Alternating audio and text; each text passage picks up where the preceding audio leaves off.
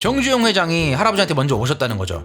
자기가 한국에서 자동차 사업을 하려는데 같이 좀 합시다. 근데 할아버지 입장에서 그 당시에 봤을 때는 아니 저기서 쌀가게에서 쌀 배달 하시던 분인데 자동차를 이미 본인 자신은 대한민국에서 제일 크게 뭐 잘 나간다는 공업사를 하고 계셨고 그게 실수였던 거야. What up, y'all? RPQ입니다.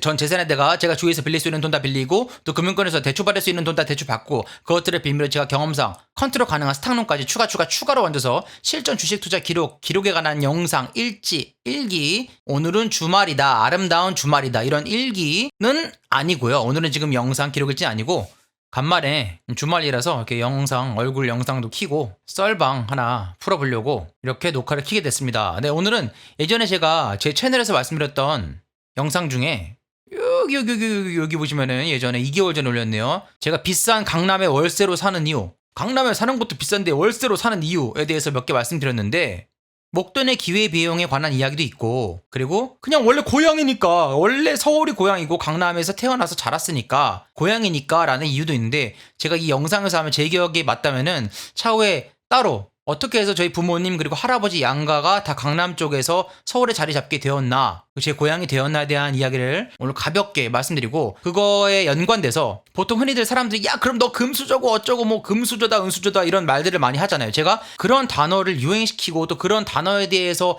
얽매여서 살아가는 것조차 그런 유행조차 뭐 예를 들면 요즘에 말하는 뭐 동학개미 운동이다 말하지만 저는 그런 단어가 싫다 뭐 이런 얘기 말씀드리잖아요. 왜 그런 것이 제가 싫은가? 왜 그런 유행어에 얽매여 가는 것 자체가 우리가 대중심리의 일환이 되는 것인가에 대한 이야기를 한번 말씀드려 볼게요.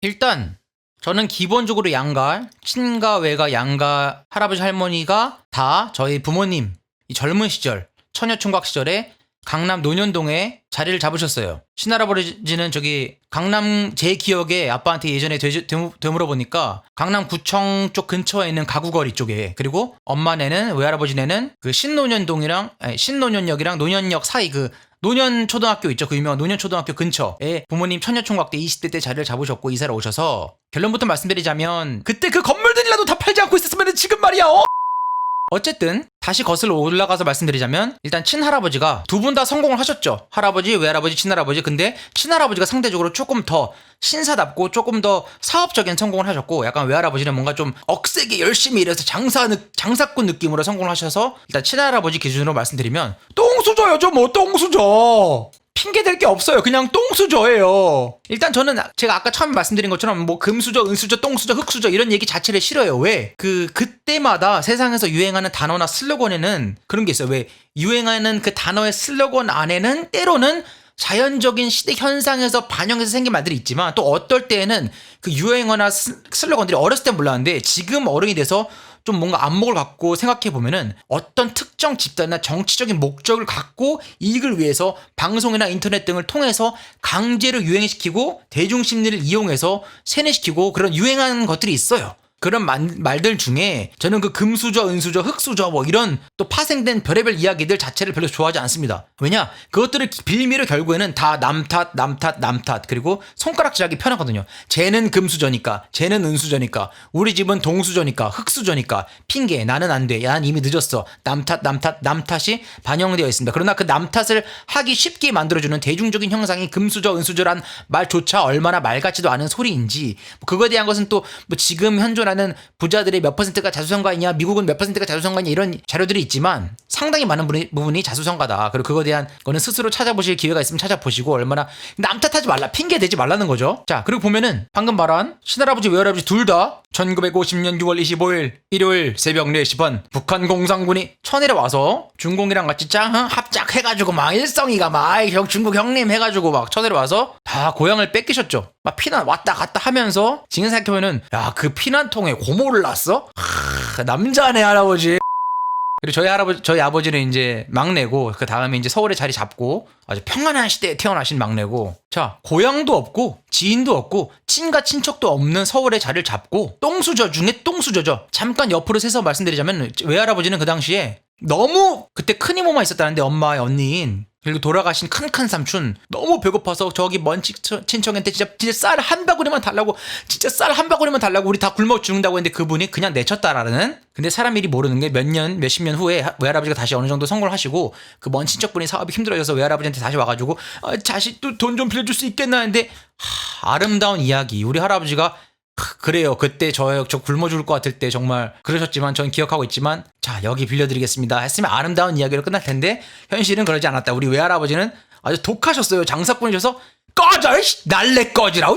그때 그 쌀 한 바구니 안 줘가지고 쌀 한 바구니요? 우리 마누라 딸님이 굶어 죽일 뻔했는데 지금 와서 당장 꺼지라우 해가지고 통쾌하게 복수했다는 이소부화처럼 아름답게 그래 내가 당신을 용서합니다 이렇게 돈을 빌려주셨으면 좋았을 텐데 아주 매몰차게 쫓아내고 소금 뿌렸다는. 잠깐 얘기가 또 옆으로 샜는데 물론 연고지가 없으셨기 때문에 더욱더 열심히 하셨을 수도 있어요. 그런 계기가 될 수 있죠. 만약에 뭐 고향이 원래 지방이셔서 전쟁통에 큰 피해가 없었고 또 굳이 계기가 없어서 서울이나 이런 데 먼저 올라가지 않아서 그냥 대대로 내려오는 집안 유지나 뭐 그런 자리 잡고 살던 사람들은 그렇게 열심히 또 할 만한 계기가 없었을 수도 있죠. 상대적으로 편하니까. 물론 시대가 다 힘들었지만. 그래서 흙수저는 뭐야? 똥이죠. 똥에서 흙을 퍼내서 만들었죠. 진짜 별의별 걸 다 했다고 들었어요. 뭐 유리창 닦기부터 시작해서 저희 친할머니가 약간 되게 특이한 아이디어 발상인데 제가 약간 지금 보니까 할머니의 그런 점을 닮은 것 같은데 생각이 뭐 되게 남들이 안 보는 틈새 시장을 잘 찾아서 막 특이하게 조금씩 싹 하고 막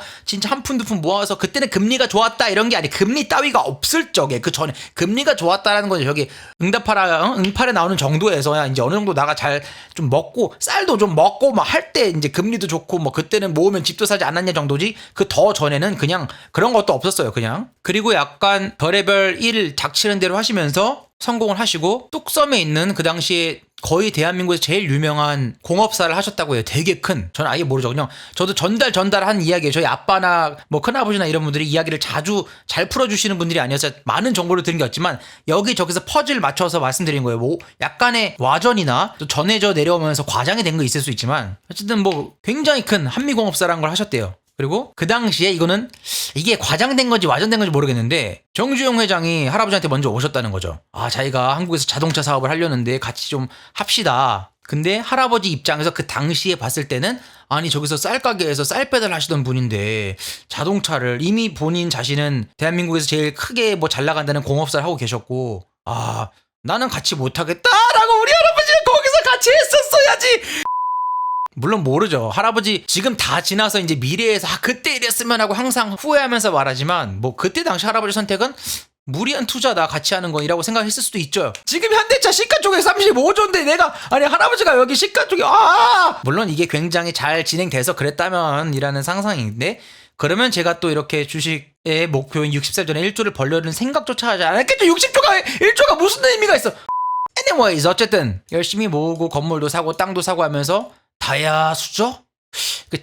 사람들마다 다이아다 금수저다 기준이 다르기 때문에 뭐 저는 약간 다이아로 잘했으면 다이아로 갈 수 있었는데 그게 안 된 금수저 정도로 성공하지 않았나라고 생각을 해요. 할아버지가 그 시대적으로 봤을 때 다이아랑 금수저 중간 정도 아금 수저? 물론 할아버지가 아쉽게도 되게 일찍 아프셔서 일찍 돌아가실 뻔해서 사업을 일찍 접으셔서 중간에 근데 안 돌아가셔서 더 이상 큰 계기도 없었고 그게 실수였던 거야. 미리 젊은 시절에 우리 아빠 20대 때 큰아버지 막 30대 때 막 돈 막 유산이 받으니까 돌아가실 줄 알고 젊은데 아무것도 모르는 바보들이 맨날 뭐하겠어 이거 사업하다가 저거 사업하다가 말아먹고 저거 말아먹고 아빠는 너무 착하게 순수한 도련님같이 그냥 사기 당하고 저한테 오는 거는 뭐다? 아버지는 그래도 나눠 가진 거 중에 막내라서 제일 적게가 됐지만 금수저에서 흑수저가 됐죠. 아버지 금수저 혜택을 제가 중학교 1학년 때인가 2학년 때까지 받았죠. 지금 생각해보면 그냥 학원이랑 과외 엄청 다닌 것밖에 없는데 근데 흑수저가 되었을 때 제가 슬펐냐? 별로 슬프지 않았어요. 엄마는 슬펐죠. 근데 인생을 제 입장에서 지나서 돌이켜보면 일단 어차피 저희가 깨달은 게 인생의 행복이나 목적 자체가 돈이 있고 없금의 유무에서 큰 부분을 차지하지 않는다라고 제 표대가 제 인생의 기준이 있기 때문에 이 슬프지가 않아요. 그냥 재밌었어. 엄마랑 아빠랑 아빠 막 도망 다니고 막 영화 같잖아 한때요. 엄마랑 내 동생이랑 같이 막 원룸에서 막 지하 단칸방에서 자고 막 이러면은 재밌어요. 근데 바로 그렇게 되진 않았다. 부자가 망하면 3대는 간다는 말이 있잖아요. 물론 3대까지는 아니고 몇 년은 갔어요. 한 3년은 간 것 같다. 망하고 나자마자 그나마 조금 남은 걸로 그래도 괜찮은 집에 전세로 살다가 그걸 제가 거기서 그 마지막 전셋집을 하우스 만약에 듣고 있으면 너 알 거야. 나 옛날에 조용빌라 살았던 거 알지? 잔대보고 바로 밑에. 그게 이제 전셋집이었는데 고등학교 때 이제 고등학교 넘어가면서 내가 여기 오른쪽 위에 제가 힙합 하겠다고 랩하겠다고 미국 갔던 썰 들어보시면 나 엄마한테 나 음악 해야겠다. 엄마 I wanna be a rapper, dog. 엄마, mom, I wanna be a rapper, hip hop, you know me? Like 너무 거기에 빠져가지고 근데 엄마도 대단했던 게 오케이 가라라고 해서 그 전셋집을 빼서 저를 미국에 보내고 학비랑 뭐 그런 걸 마지막에 내면서 아빠는 아직 도망 다닐 때야 그동안 자세한 내 마음 말 안 해줘요 엄마 아빠도. 그리고 엄마랑 제 동생은 그리고 제가 미국에서 다시 돌아왔을 때 셋이서 다 같이 오손도손 이제 거의 막 단칸방에 반지하에 살았죠. 근데 거기도 물론 반지하 단칸방이었지만 강남이었다는 거 비싼 월세였죠. 왜? 왜냐면 제 동생이 아직 고등학교 졸업을 안 했었으니까. 엄마가 약간 끝까지라도 제 입장에서는 고향에서 사는 거고 그래도 물론 몇십만 원 더 싸게 좀 더 여유 있게 다른 동네로 갈 수 있지만 제 동생이 갑자기 고2 고3 때 학교를 막 이사 가면서 그렇게까지 포기는 안 하셨던 거고 마지막 선이었던 거고 엄마의 리미트였던 거고 그래서 저는 아빠 덕분에 더하시 금수저에서 흑수저가 되었고 세상 기준에서 말한 재정적인 입장에서 저 인생은 흑수저가 아니에요. 저의 어떤 인생의 가치와 표대와 완벽함과 공허하지 않음을 채워준 모든 것은 나는 뭐 돈이 필요 없는데 어쨌든 재정적인 면에서 그리고 이런 것을 깨닫기 전에 굳이 표현하자면 이해하기 쉽게 표현하자면 도인이 되기 전에 돈의 눈에 벌겠을 때 찾은 게 주식이었고 그걸 10년 넘게 공부하고 깨달으면서 할아버지 친할아버지 외할아버지 둘 다 제끼고 난 다시 다야가 될 수 있겠구나 라고 생각을 한 제 주식에서의 재정적인 목표 60살 전에 1조가 목표가 된 거고요. 근데 아빠 엄마도 아직 이해를 못한다. 제 친동생도 이해를 못한다. 아까도 카톡 했는데 포기했다. 지금 1.1%짜리 주는 적금 든다고 하더라. 그래서 내가 말했죠. 너한테 이제 다시는 주식에 대해서 말하지 않으리. 그냥 계속 나는 유튜브 영상을 올리겠다. 제가 말하는 것 중에 하나. 너는 금수저잖아. 너희 아버지는 금수저잖아. 다시 흑수저 됐잖아. 그리고 이거에 대한 말이 되려면 말이 안 되는 게 그럼 너희 아버지는 그때 뭐 했냐? 그 너희 할아버지가 강남에서 자리 잡았잖아. 그럼 너희 할아버지는 뭐 했냐? 다 남의 핑계라는 거죠. 어떤 사람이 똥수저에서 흑수저가 되기도 하고 물론 시대별로 조금 더 유리한 확률적으로 유리한 시대가 있고 조금 더 불리한 시대가 있는 건 맞아. 근데 그것도 돌고 돈다. 결국에는 누군가는 노력하고 안목을 갖고 성공을 했고 누군가는 어떠한 이유에서든 그 좋은 시대에 남들은 부모님 세대는 말이야 그 좋은 시대에 우리 아빠 망했잖아. 그 좋은 시대에 지금 말고 우리 같은 시대에 말 같지도 않은 집 하나 사기도 힘든 시대에 나 보자고 다 핑계다. 만약에 누군가를 원망하고 손가락질 하려면 너희 부모님 너희 할아버지를 원망하고 손가락질 해야지. 근데 그것도 너무 조선적인 유교적인 바탕에서 볼 때 그거는 아니지 어떻게 임마 어르신을 그러니까 남 손가락하기 편하니까 남의 부모 남의 할아버지를 손가락질 하는 거다. 우리 할아버지가 예를 들면 열심히 해서 사업 성공한 걸 떠나서 안목을 갖고 아무도 그 논밭이야 강남에 누가 이사가라고 할 때에 논현동에 자리 잡았고 너희 할아버지는 왜 안 샀냐 그럼? 안목이 없던 거잖아. 리스크를 걸었다고 우리 친할아버지는. 여기가 논밭이었지만 뜰 거야. 우리 할아버지가 뭐 정부랑 친해가지고 막 결탁해서 정보를 두고 막 강남 땅 사 이런 게 아니라니까요. 안목을 갖고 자기 나름대로의 사업 수완을 갖고 강남 가겠다. 강남 누구나 살 수 있었어. 소 팔고 논 팔았으면 다 갈 수 있었어요. 그런 시대에 안목을 선택한 거고 할아버지는 리턴을 받았고 할아버지가 거기서 계속 있었으면 더 좋은데 그거를 분당 개발한다고 분당에 나중에 말년에 가셨을 때 물론 분당도 올랐지만 논현동에 그냥 있었으면 더 많이 올랐을 텐데 할아버지 안목이 실패한 거고 상대적으로 다 자기 선택에 따른 업다운이 있는 거예요. 핑계대지 마라. 남한테 쟤는 금수저 은수저 자기가 노력해서 다 금수저 다이아몬드 수저 되면 된다. 그리고 그 가장 쉬우고 완벽한 길은 주식이다. 음악도 아니고 경제적인 면에서만 자기 만족이나 자기 아트적인 그런 거 말고 저는 그게 더 소중한 게 음악이나 그런 게 더 중요하지만 연기나 뭐 부동산 다 좋은데 가장 가장 금수저가 되고 싶냐 굳이 표현으로 인하자면 주식이다. 우리 할아버지는 그걸 몰랐고 아빠는 몰랐고 나는 그걸 깨달았다.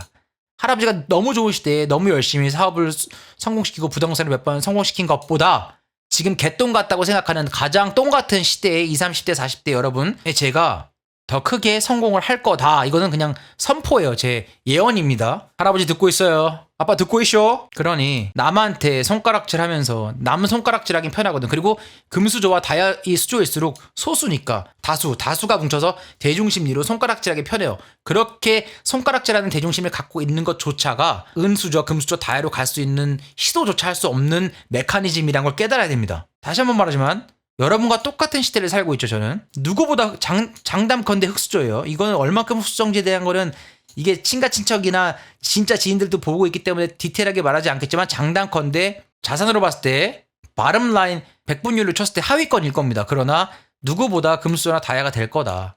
그리고 그거를 증명하고 있고 순수하게 보여주고 있다. 일단 최소한 몇 년만 지나서 보면 핑계만 대고 있는 마음을 자리 잡은 사람과 그렇지 않고 깨닫고 틈새를 보고 안목을 갖고 노력하는 사람의 차이가 벌어지기 시작한다. 그리고 장담컨대 앞으로 10년, 20년이 지나면은 새로운 세대들이 또 누군가는 저에게 손가락질 할 겁니다. 쟤는 저래서 그렇고 쟤는 그래서 여전히 핑계만 댈 거예요. 핑계